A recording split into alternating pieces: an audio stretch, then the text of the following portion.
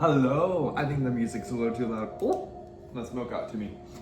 Hi, and welcome to Ethereal Perceptions, where I try to bring some useful insight, okay, or enlighten you with my esoteric knowledge, alright? I hope everyone's doing well, whoever is watching this video, or the few bots that are just there.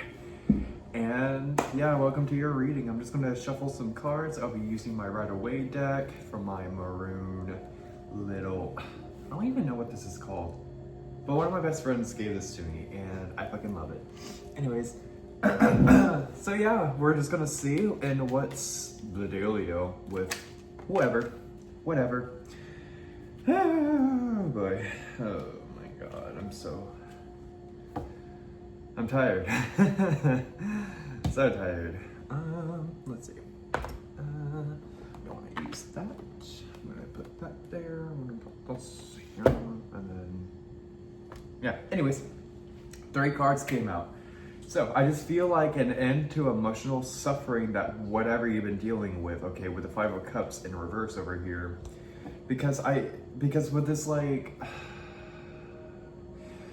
with this emotional pain, okay, it just seems like you finally pinpointed like the exact reason, like the main cause, the main root, okay, that's been like causing all of these issues. Okay, if we got the 7 of Cups, the 7 of Cups can also signify like dreams too. So that's very interesting. And 7 in numerology often correlates to some sort of like difficulties. However, once you finally solve this emotional crisis, okay, and you're finally in your big boy pants, and you're finally grounded, all right, this 2 of Cups is gonna emerge, and this is gonna be a soulmate connection or a partnership, or maybe both, metaphorically and physically. What I mean by physically is that, I don't know, like, oh, fudge, the dating realm. Okay, there we go. It's also very interesting that these 3 cards are water affiliated, or cups. And oh, I am fumbling with my words. Oof. Hold the frick on. I don't like this energy that's like entering my freaking sphere. Ooh, this is Horus, Alchemy's Child. It's some sort of like essential roller, body roller, that I got from my local crystal shop. I freaking love it. It is only like a 20-minute walk from my place, so it's heavenly. Okay, anyways, I'm gonna shuffle on. I want to see about this other person. This other person that's gonna be coming in as soon as you're like, you're finally getting yourself grounded and situated. Okay. Let's see. Okay, so this is gonna bring you some anxiety. I don't know why, but there's anxiety entering. Okay, we got the nine of Swords. Okay, so something intellectual that you're worried about. But 3 more cards came out, and I'm gonna see what they are about. Wow. Okay. So this person, they're going to definitely help you bring some sort of closure, some sort of material closure. Maybe they're the reason why you're having this like discomfort within yourself. I don't know. But it's either, you can take this, whoever you are, you can be either the King of Pentacles or, ooh, excuse me, confirmation burp, I guess, or the King of Wands over here. Okay, but however, I'm going to read them individually, and so you can take what resonates with you. I have not said that, and I don't think I ever said that in my videos. Also, I want to point out how I got this layout going is right in the middle. This anxiety is like right in the middle of this like little circle I made. Maybe it's a portal. Who knows? Wait. No. Guys. Or AI. Please send help. So with this King of Wands in reverse, so I'm definitely going to be reading out the more negative side of the personality traits associated with these two kings, but whoever this is, okay, whether it's you or this other individual, okay, it just seems like they're very, very hot-headed, they're very arrogant, okay, and in the sense where it's like hard for them to tell what is like their pride versus their like selfish desires, and it just like correlates to this like some sort of like hot-headedness, okay? But however, with this person, they're also hot-headed, but in a sense that they're more withdrawn. They're very more self-kept. You can think of a garden and like a gate, and the gardener is literally like locking the gate and not allowing anyone to see his flowers, okay? So you can take that metaphor within this King of Pentacles. I think it's lovely because, I mean, if we're looking at the King of Pentacles, there's so much overgrowth that is happening within him, or not within, surrounding him. Ooh, that's very interesting. I'm gonna shuffle 3 more times, and then I'm gonna see what's up, and then I'm gonna take this to the empath deck that I got, and then I'm gonna read you some of my I Ching notes, okay, from my personal journal, because I feel like this is gonna help with whoever. Wow. Okay, so we have another person entering the sphere, okay, but they're like off to the side. And what's very interesting is that we have the Knight of Swords, and he landed in between the King of Pentacles and the Two of Cups. So I just feel like, okay, this is definitely going to correlate back to the King of Wands and the King of Pentacles. But I just feel like this new thought, this new energy that's going to be associated within either one of these individuals, okay, whether it's you or another person, is that this idea is going to come flowing in, and I feel like that's definitely going to be your green light to just go forward, okay, with whatever plan, okay, you associate yourself with, okay, because the Knight of Swords is often depicted as intellectual. Oh, into your intellectual side of your brain. You're more analytical. Okay. And I want you to know to like not judge yourself, okay? Even if it may be like a selfish desire, okay, if we're going to go back to the King of Wands over here, as long as you know how to like maintain balance, and I feel like this outside party with this King of Cups, there's a lot of masculine energy going on with this reading. And I just find that very, very chaotic, like chaotic neutral, okay, with the KH. Interesting. But this King of Cups, they're going to be compassionate, and they're going to like help you level your sides, okay, even though they're like clashing, okay. But I just feel like since this king has their head upside down, this other king is going to provide some useful insight that will just help balance things out, and where this like person could like grow. Okay, interesting. That is so interesting. Holy, oh nope, you're not going anywhere. The King of Pentacles was trying to fly out of my reading. No. Oh, okay. So that was 2. I don't remember if I shuffled it 3 times, but no, I'm just gonna leave it alone, okay? Okay, 4 cards came out. We got the High Priestess, the Devil in reverse. This is what happens when I try to read fast, guys. The Devil in reverse, 6 of Pentacles upright, and then 4 of Wands in reverse. So I just feel like if you just maintain in this negative mindset, even though you have this new insight following through, okay, if you just let your devil overtake you, and then you're just like pitting yourself, okay, how are you expect growth? You know, and 1111 is often associated with the 4 of Wands as well, because of the frickin' sticks, you know. Wow. No, that's 1,000, whatever. I was gonna read off a number, but I don't care. I lost interest. Anyways, okay. I'm gonna just pull a card out, and I'm just gonna flip to the page and I'm just gonna read what I feel guided to read, okay? Because I think reading the whole passage, I think it's boring for everyone, and I want to be entertaining, okay? Oh, so 2 cards came out, okay? We have 39, experiencing the reality of change, and then a reversal is 35, accepting the past. So since this is in reverse, okay, I feel like this is going to be the main message that's going to be correlating with this whole reading, okay? Because we need to have themes and messages. That's what I like about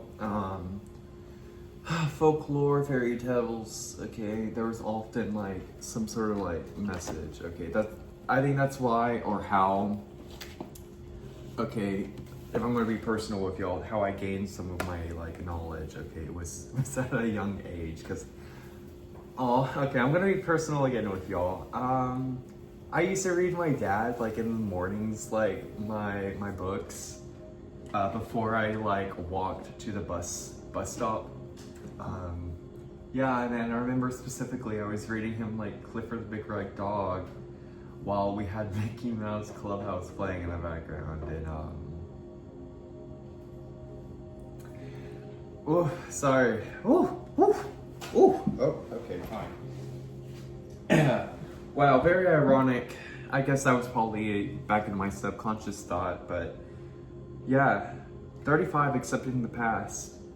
And if you add 3 and 5 together, that makes 8, and 8 is often associated with the metaphysical realm, okay? Because if you have 4 is grounding, stability, but then you take 4 more, okay, it creates like this 3D effect. Same thing with the 6s as well.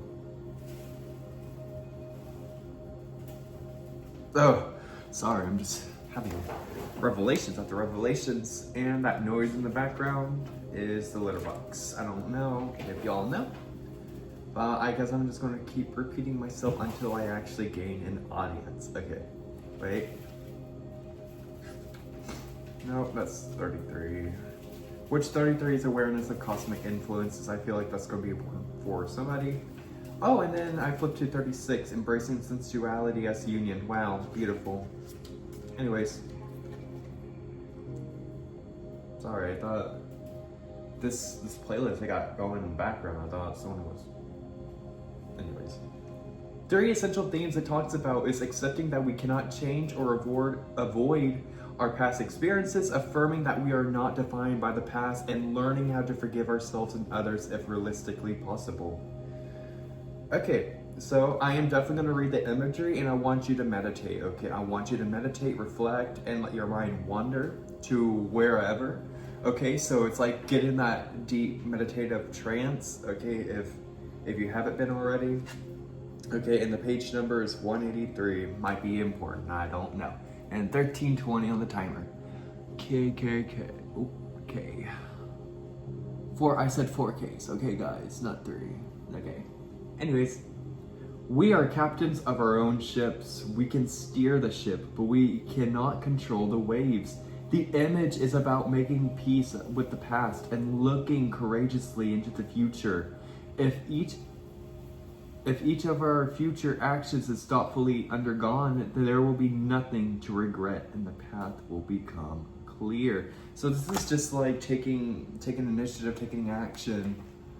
Wow, and just forming an actual cohesive plan. Wow. Let's see. Acceptance doesn't always come easy. A great factor in the acceptance process is self-forgiveness. Wow, that must have hit deep for someone. This card tells you that you must find what works best for yourself and gather the courage to pursue the healing you deserve. By doing so, you can move on to brighter days. Wow. And I think that's a beautiful message that I'm going to leave off of with this card. Okay. Now, I'm going to flip to a random page for my I Ching reading, and I'm just going to read from there. Wow. This one's messy. I'm not going to read. Okay. So, this one was my 13th entry to my I Ching chart. I did this on May 10th. At 12:11 a.m. Some sort of significance for whoever is listening or tuning in. Is that the proper term, is tuning in? Who knows? I don't know. I just know a little bit of esoteric knowledge, that's all. Anyways, so so I'm gonna read the words that I got associated for each of the hexagrams that I got laid out, and then I'll help myself as well to draw in the what this message is trying to say. Okay, so we got fountainhead, nourishment, fountainhead again, naivety, the family, without folly, and then for the oracle message, okay, following the oracle that I got going on is fellowship. Okay, so this fountainhead, all right. Oh, overall, I do want to point out that this reading is very, very yang, masculine, which does correlate to what I did say earlier about with the 3 kings I got going on and then the knight. Interesting.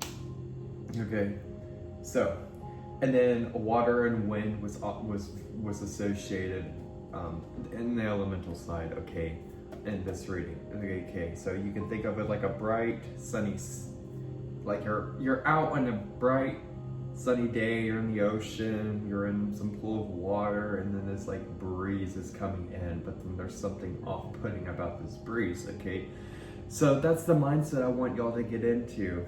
All right. So this fountainhead, I just feel like something flourishing. I'm thinking of it like a geyser, like a crack in the ground, and some sort of water is pushing up. All right, and a nourishment, okay, is falling forth. And then the second hexagram, so this step. So it seems like once you gain this, some sort of like insight, this flowing insight, it's going to help you feel full. It's going to help you feel replenished. Okay. But it's oh crap, my friend's calling me, goodbye. Anyways, but it's very important, okay, that you keep maintaining, or that you keep making these like wishes. Okay, I don't know why that's significant. Okay, we got fountainhead in the third hexagram. All right, but do not get drowned in this like knowledge or whatever the water represents to you. All right, maybe don't let this water get all in your head, because then we got naivety, and naivety, you know, it's like not being perceptive, not being receptive, not allowing useful knowledge to enter into your sphere. All right, because with the 5th hexagram, and the 5th hexagram in the I Ching is very, very significant, okay, and that's family, and I feel like that's the root of it all. Okay, if I'm going to go back to the 5 of Cups in reverse, since the very beginning, family, 6 of Cups is often associated with family too, or childhood. Ooh, hang on. There's so much pressure. My third eye going, guys. Oh, look at it. Oh, God. I got that cleanse my sphere again. I am so done with these psychic attacks. Like, mind your own, guys. Mind your own. If you're trying to wish me ill intent, then all you have to do is look at my Instagram, and then you'll feel exactly how I'm feeling. Anyways, and then for the other ones that are trying to understand me, like, that's still a psychic attack regardless. You probably didn't know, but I'm doing okay. This is probably going to be like only one person's probably accidentally doing this to me, but it's okay. It's okay, guys, because I am strong-willed. All right, I always have to form a plan if I'm going to be a little cocky, okay? Anyways. But with the 6th hexagram, okay, going back to the I Ching reading, with the 6th hexagram, which is the top, so that's without folly, okay, so I think folly means like lightheartedness, jubilance, I don't know, I'm thinking of a youthful boy, but yeah, but that's pretty much like after you get rid of this block with the family, okay, then everything's gonna feel more relaxed and calm. It's gonna feel effortlessly. There we go. And yeah, but it's very important that you maintain this fellowship. Okay, if I'm looking at this future advice, okay, the future is also yang, and the two elements that were associated with this reading is heaven and fire. Wow, to me that's giving this beautiful sense. Like, I'm thinking of like clouds, but then there's like this, I'm thinking of a sunset actually, a very warm orange sunset. Now I'm looking at this lamp that kind of looks like a jellyfish that's reflecting off. Guys, I have such continuity with my thoughts. It is never ending. Oof. Oof. Like, if you try to keep up with me in my psyche realm, you're gonna go crazy. Okay, that's just a little warning. Anyways, fellowship. So that's just like taking things through. Okay, taking things one at a time. Just fully allowing yourself, okay, to experience whatever this fountainhead wants you to experience. Wow, and that was a beautiful message. Okay, hold on, I forgot to mark my next page, where I need to be at. Okay, also, this is like, not a warning, God. This is a message for both you and I, okay? Get back to your divinations, like, goodness gracious. Practice. We can all forget, okay, including myself, the all-knowing, okay.